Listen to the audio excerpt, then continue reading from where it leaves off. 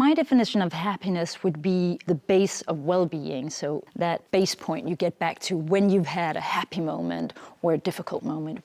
Denmark is one of the happiest countries in the world and has been so for many years. And there's a number of reasons why, and I focus on 3 of them. Trust. Denmark has the highest level of trust in the world. It's at 78%. Most European countries are around 25. Are you a trustworthy person? Do you treat other people with trust? How do you react when it doesn't work? Do you continue to build trust? It turns out that when we have trust, we have 32 times more risk-taking. So people coming up with ideas, trying things. 11 times more innovation and 6 times more performance.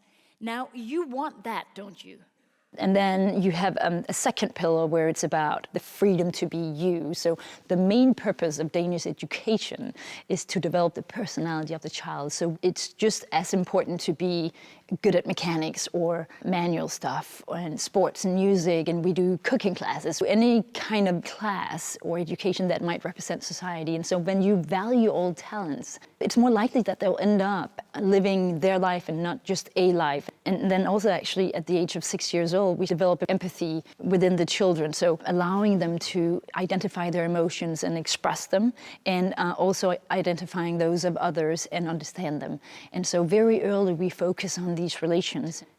1.5 days a week goes on solving misunderstandings and conflicts in the workplace. 1.5 days. People are not working. They're just thinking that Peter is not doing a good job because he's arrogant, and that person is slow, and that person is strange. And so getting along with people, building beautiful relationships around you is a huge, important ingredient.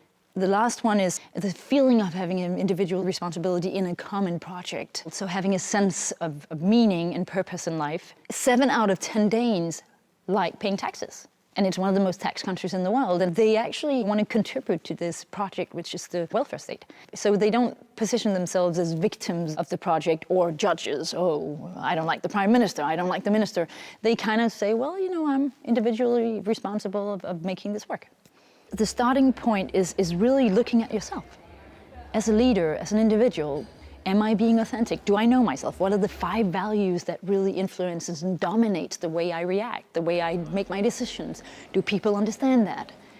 Again, I go back to what I've said many times, the quality of our relationships, looking at people as human beings, connecting with them. And that is what's going to build trust and also feeling like you belong to something.